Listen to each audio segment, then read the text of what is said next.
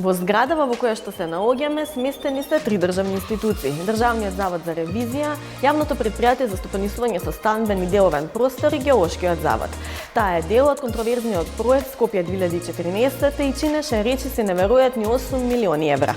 Тој проект беше прилично контроверзен од повеќе аспекти, но најмногу од аспект на трошењето на народните пари преку сомнителни сделки и сомневање за криминал во спроведувањето на јавните набавки и тендерите.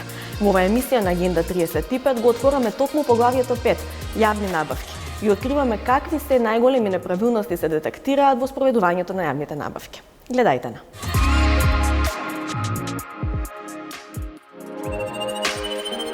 Во Агенда 35 ќе гледате: новиот закон за јавни набавки ги реши сите проблеми, но само на хартија. Во реалноста, институциите ги трошат народните пари преку тендери како ништо да не се променила. Анализираме како се потрошиле речиси 900 милиони евра лани. Европската комисија со пофалба за законот, но Македонија останува и натаму умерено подготвена во оваа област. Интервју со главниот државен ревизор Максим Ацевски. Гледајте на. Со усвојувањето на новиот закон за јавни набавки во јануари 2019 година се обезбеди потранспарентен и ефективен систем за јавни набавки. Новата правна рамка ги обврзува договорните органи да ги објавуваат своите планови со цел да се зголеми транспарентноста и да се овозможи планирање и подготовка на годишна основа. Годинава Македонија треба да обезбеди усогласување со директивите на Европската Унија, особено за јавно-приватни партнерства, концесии и одбрана. Потребно е извештаите за нерегуларности соодветно да се истражуваат, а сторителите да се санкционираат. Европската комисија препорачува да се зајакне административниот капацитет на надлежните институции за следење на јавните набавки. Врската помеѓу огласите за договори и договорите доделени во системот за електронски набавки ја зголемува транспарентноста и го намалува ризикот од отстапување во постдоговорната фаза. Употребата на процедури за договарање на набавки со и без претходно објавување беше 5,7% од вкупната вредност на набавките во 2018 година, што е намалена во однос на 2017. По укинувањето на Советот за јавни набавки во ноември 2017 година, бројот на жалби се зголеми од просечно 650 на годишно ниво до 737 во 2018 година. Стапката на завршни одлуки на Државната комисија за жалби по јавни набавки останува стабилна на 95%. Казните за прекршоци што се појавуваат за време на процесот на ревизија сега се утврдени во Кривичниот законник. Процентот на вкупната вредност на јавните набавки доделени на малите и средни предпријатија постојано се намалува во последните 3 години, достигнувајќи 65,6% во 2018 година. Пазарот на јавни набавки изнесува 9% од домашниот бруто производ во земјата и 20,6% од државниот буџет во 2018 година. Според извештајот на Европската комисија, Македонија останува умерено подготвена во областа на јавните набавки. Иако со усвојувањето на Законот за јавни набавки во 2019 година постигнат одреден напредок, сепак потребен е дополнителен напор за да се спречат корупцијата и неправилностите за време на циклусот на набавки. Сите јавни институции минатата година потрошиле вкупно 873 милиони евра преку јавни набавки или така наречените тендери за купување на производи, услуги и за работи. Тоа значи дека преку тендери лани се потрошени 1/4 од целиот државен буџет. Прелиминарните податоци што ги обработи Центарот за граѓански комуникации, кој што веќе 11 години врши мониторинг на јавните набавки, покажуваат дека лани се склучени вкупно 26.109 тендери. Поништена била секоја четврта набавка, а 5% од вкупната вредност на парите се потрошиле преку директна спогодба, односно со договор во 4 очи. Ваквата слика за 2019 година не отстапува од трендовите забележани и во претходните години, иако од април лани почна да се применува целосно нов закон за јавните набавки, со кој што се замени стариот и често критикуван закон, а се хармонизираше со Европската директива за да се поправи долгата листа на проблеми. Сепак, 7 месеци од примената на новиот закон, председателот на Центарот за граѓански комуникации Герман Филков вели дека јавните набавки се спроведуваат според старата и лоша практика, како ништо да не се променило. Имаме нов закон кој што се обиде да ги барем според регулативата да ги реши главните проблеми што беа во јавните набавки, меѓутоа институциите по инерција страв да не сгрешат, незадоволни од како што кажуваат од ниските плати што ги имаат во однос на одговорноста што ја имаат во спроведувањето на тендерите, по таа една инерција се продолжува да се спроведува како да важи стариот закон. Овде мислам пред се на двата главни проблема што беа долги години во јавните набавки, а тоа е најниската цена како единствен критериум и задолжителното користење на електронската аукција за уште дополнително спуштање на цените надолу. Главната критика беше дека со најниска цена не може да се купи тоа што треба, дека се купува со лош квалитет, дека никој не може да го гарантира квалитетот и така натаму. Некако имаше обиди низ овие два проблема да се објаснат или оправдаат сите други проблеми во јавните набавки. Тоа со новиот закон не постои решено. Опција е и едното и другото, меѓутоа 97% тендерите повторно се со најниска цена како единствен критериум, а повеќе од 80% повторно користат електронската аукција. Филко вели дека мониторингот на тендерите лани покажува дека конкуренцијата само незначително се подобрила, а колку е помала конкуренцијата, толку е поголем ризикот институциите да не ја добијат најдобрата вредност за потрошените пари. Конкуренцијата, ниската конкуренција од малку над 3 просечно понудувачи по тендер, навистина еден од најголемите проблеми во македонските јавни набавки. При тоа, оваа бројка и не кажува се. Односно секој пети тендер нема понуда, на секој трети тендер има само по една понуда. Тоа навистина сите заедно треба институциите, владата, системот да профункционира за да се зголеми довербата на фирмите во јавните набавки. Има концентрација на малку фирми во јавните набавки.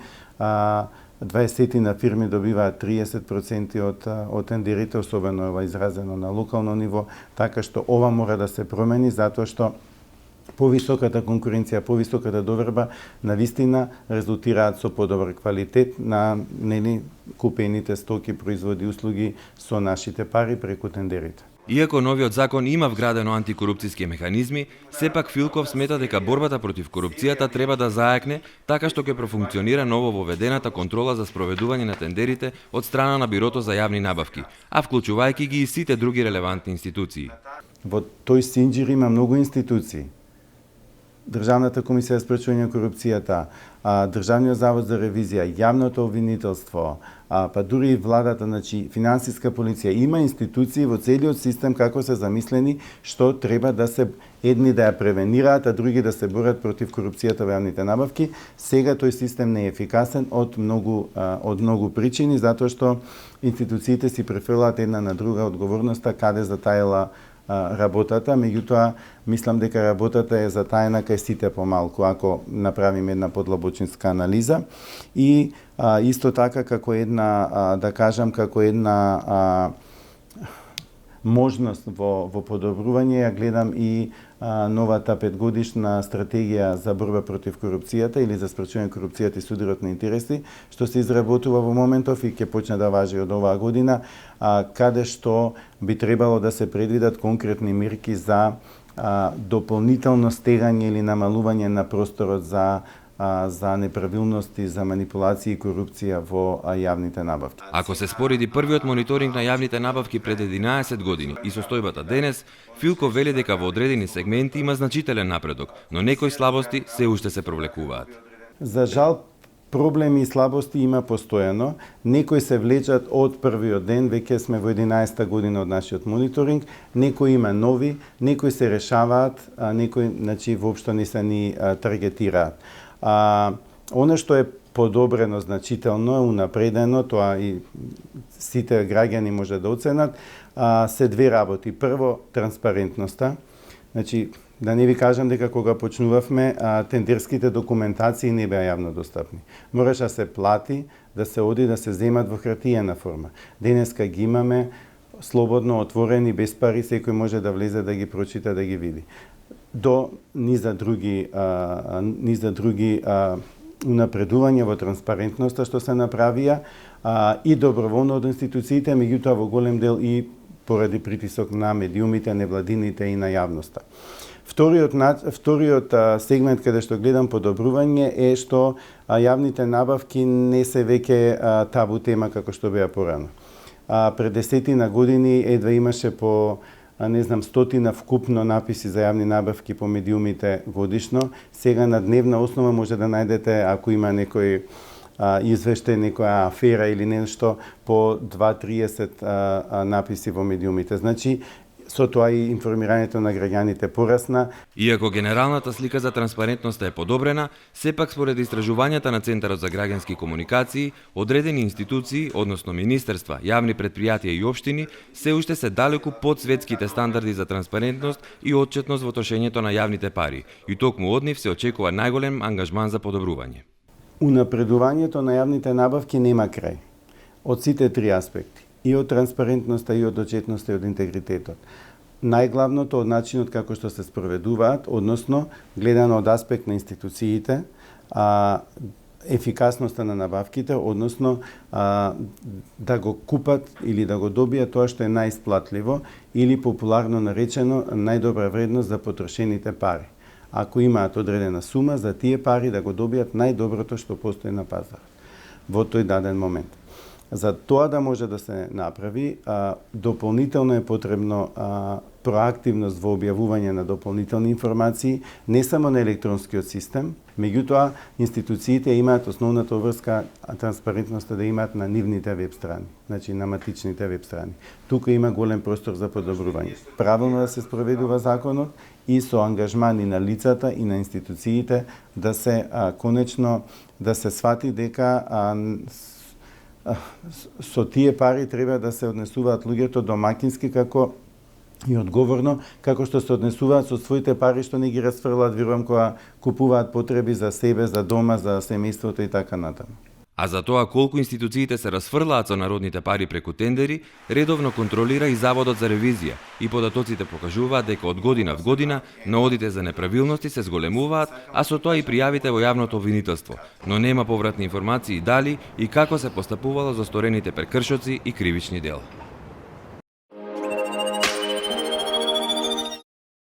Господин Ацевски, добро вечер и ви благодарам што сте дел од нашата емисија.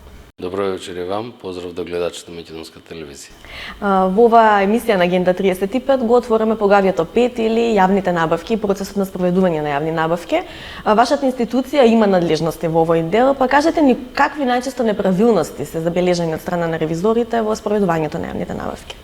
Процесот на делување на јавните набавки е комплексна материја и кога зборуваме за самиот тој процес, во суштина треба да гледаме повеќе аспекти, вклучувајќи и човечките ресурси во самите институции кои што се предмет на ревизија, од една страна, финансиските средства за кои што располагаат субјектите предмет на ревизија, од друга страна, доделувањето на договорите за јавни набавки. Нашето искуство говори дека во досегашниот период, при ревидирање на доделувањето на договорите за јавни набавки, во суштина се среќаваат сите видови на состојби од фазата на доделување на договорите за јавни набавки, дали е тоа фазата на планирање, дали е тоа фазата на доделување на договорите за јавни набавки или следење на реализацијата на самите договори. Значи прекршување има во сите овие фази.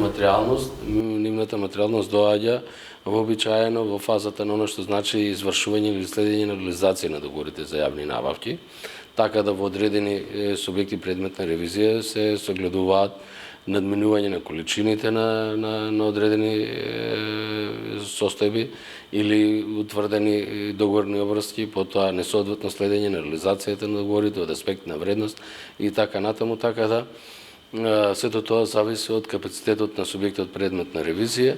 Меѓутоа, сметам дека со текот на времето се повеќе и повеќе се зголемуваат капацитетите на субјектите предмет на ревизија, но останува проблемот на што значи субјекти на предмет на ревизија кои што немаат доволно човечки ресурси за додување на договорите за јавни набавки. Може ли да не го објасните ова малку повеќе? Како мислите, нема доволен број на вработени кои што би биле еве една споредба да направиме со Закон за јавна внатрешна финансиска контрола каде Закон за јавна внатрешна финансиска контрола покрај финансиската контрола и уредува внатрешната ревизија.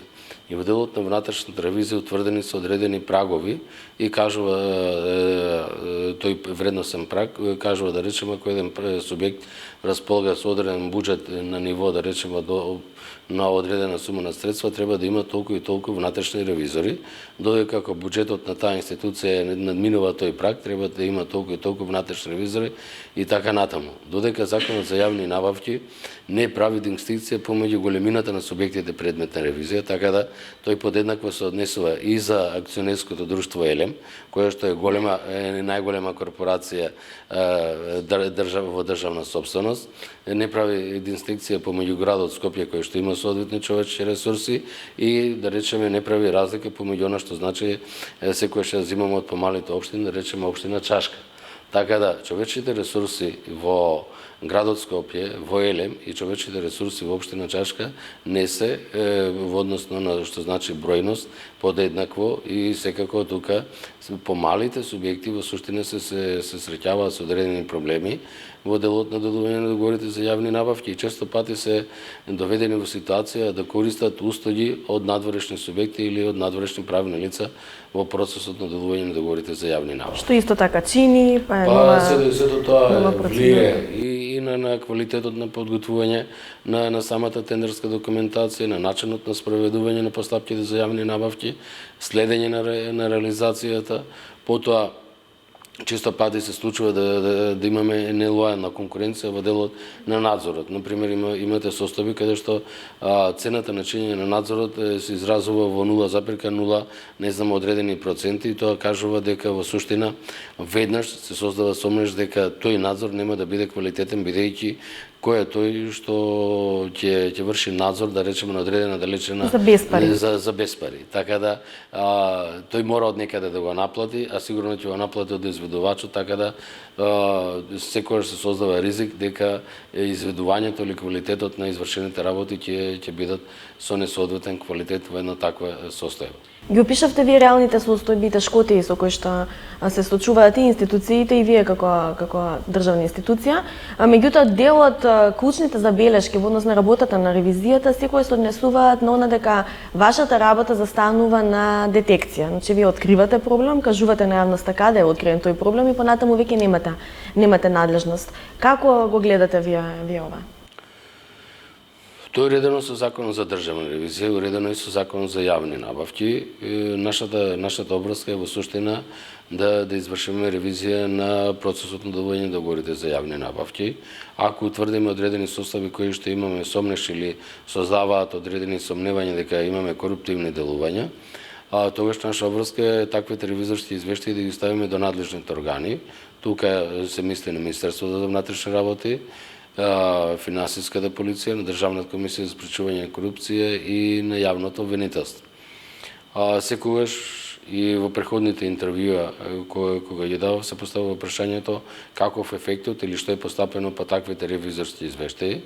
Би сакал да информирам јавноста и вам дека со моето доаѓање на 26 декември 2019 година ги извадивме потребните податоци, заклучно од 2015 година па се до 2019 година и до сите овие институции кои што ги спомнав, доставени се писмени обраќања со кои што бараме повратни информации за ревизорските извештаи кои што се доставени и што е преземено по истите. Направено е воедно средба со тогашниот надлежен министер за внатрешни работи, во која што имаме повратна информација дека ќе благовремено ќе не известат за преземените активности, но чувствувам за потреба да истакнем дека во наредниот период престои средба со јавниот обвинител, во која што меѓу другото ќе разговараме и за потребата дали во суштина има потреба од менување на стилот на пишување на самите ревизорски извештаи или пак дали има потреба од меѓусебна координација со соодветните јавни обвинители, бидејќи сепак мора да кажеме дека јавните обвинители се експерти во својата област, ревизорите се експерти во својата област и можеби постои потреба од меѓусебно согласување на она што значи да се постигне ефективност од утврдените состојби од страна на државната ревизија. Да, затоа што и податоците на многу невладини кои што ја истражуваат оваа област покажуваат дека многу малку обвинителството и другите институции кои што ги споменавте имаат слух практички за овие неправилности кои што вие ги забележувате, па многу малку активности произлегуваат понатаму од аспект на кривични пријави, гонење на криминалот и слично. Затоа веројатно и граѓаните бараат можеби повеќе надлежности, можеби нов, еве како што споменавте, нов јазик на пишување на ревизорските извештаи и слично. Како вие позицијата на судството ја гледате воопшто и на судската власт во однос на вашата работа? Видите, јас не би можел да се мешам во работата на судството, бидејќи тоа сепак судството си е независна институција и си работи по своите правила на постапување согласно законите.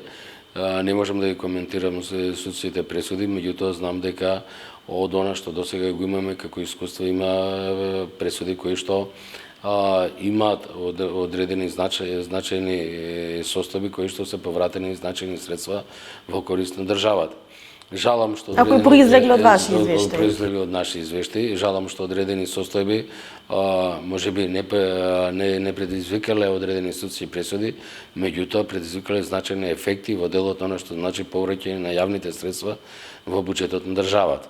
Ако погледнете годишниот извештај за работа на Државниот завод за ревизија за 2018 година, ќе констатираме дека огромен број на јавни средства се констатирани и во суштина како неправилности и тие се постојат реални можности да се вратат во буџетот на државата, што значи додадена вредност од работата на Државниот завод за ревизија. Сведоци бевме дека вашето назначување и воопшто изборот на главен државен ревизор помина со многу политички битки и со една зовриена атмосфера, да кажам, помеѓу политичките партии, никако да се одвои, да успееме да ја одвоиме политиката и партиите настрана од овие институции кои што треба да бидат буквално заштитени од таков тип на интервенции, барем и вербални. Како мислите вие дека можете да се гарантирате собствената независност како институција настрана партиите? Која е вашата порака можеби до политичките елити кои што никако да созреат и да сватат дека мора да има тела кои што се надвор од партиската призма? Па јас мислам дека во овој случај имаме созревање на политиката, бидејќи мојот избор беше поддржан од сите политички партии и тоа е единствен случај во историјата каде што сум избран од максималниот број на присутни, односно со 81 глас и верувам дека тоа само по себе дава гаранција дека политиката нема да се меша во работата на Државниот завод за ревизија. Верувам дека и во досегашниот период немало такво влијание, но во однос на мојата работа верувам дека политичко влијание нема да дозволам, бидејќи ќе се почитуваат правилата на постапување и правилата на постапување ќе бидат подеднакво за сите чинители во општеството. Ви благодарам многу за интервјута. Благодарам и вам. Во Агенда 35 следува вести од Европа, паметни проекти, телефонска апликација покажува празни паркинг места низ градовите во Европа. Поради повреди на правата од интелектуална собственост низ светот, европските предпријатија имаат загуби од милиарди евра приходи и загрозени се илјадници работни места, пишува во извештајот за заштита и спроведување на правата од интелектуална собственост кој го објави минатата недела Европската комисија. Иако е забележано подобрување споредено со претходниот ваков извештај и понатаму постои загриженост, па затоа се потребни подобрени мерки во неколку области. Извештајот идентификува 3 групи држави на кои ЕУ ќе го насочи своето дејствување во следниот период, и тоа Кина, потоа групата држави Индија, Индонезија, Русија, Турција и Украина, и групата држави Аргентина, Бразил, Еквадор, Малезија, Нигерија, Саудиска Арабија и Тајланд. Според извештајот, најголем дел од фалсификуваната и пиратска стока во ЕУ и во вредност и во количина потекнува од Кина, односно повеќе од 80% од фалсификуваната и пиратска стока која имаат запленато царинските тела на ЕУ, доаѓа од Кина и Хонг Конг. Во извештајот се наведува и дека заштитата на растителните сорти станува еден од приоритетите на комисијата во следниот период и затоа акцент е ставен и на интелектуалната собственост во делот на растителни сорти. ЕУ сака да го поттикне инвестирањето и истражувањето во таа област, вклучително развој на нови култури отпорни на суша, поплави, топлина, со цел подобро да се реагира на негативните последици од климатските промени. 7,3% од населението на Европската Унија се изјаснило дека не може да си дозволи доволно да го затопли својот дом, покажува истражувањето спроведено низ цела ЕУ во 2018 година, објави Евростат. Овој однос највисоко ниво има достигнато во 2012 година и тоа 11%. И од тогаш низ годините е во постојано опаѓање. Состојбата кај државите членки на Европската Унија е различна, па така најголем удел на лица кои се изјасниле дека не може да си дозволат доволно да го затоплат нивниот дом е регистриран во Бугарија и тоа 34%, потоа Литванија 28% и Грција 23%.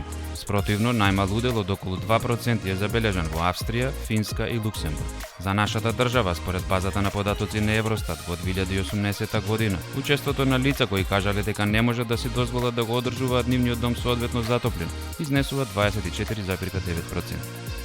Државите членки на Европската Унија увезле 533 големи авиони со тежина од 15 тони и повеќе во вредност од скоро 22 милиарди евра од држави кои не се членки на Унијата, покажуваат податоците на Статистичката агенција на ЕУ, а кои се однесуваат за 2018 година. Ова представува зголемување за 68% во бројот на увезени големи авиони од држави надвор од ЕУ, споредено со 2013 година. Од државите членки на ЕУ, најголем увозник со 284 големи авиони е Ирска, потоа следува Полска со 37 и Велика Британија со 34 големи авиони. Скоро 2/3, односно 62% од вкупно увезените авиони во Европската Унија доаѓаат од Соединетите Американски држави, потоа од Бразил 7% и Канада 4%.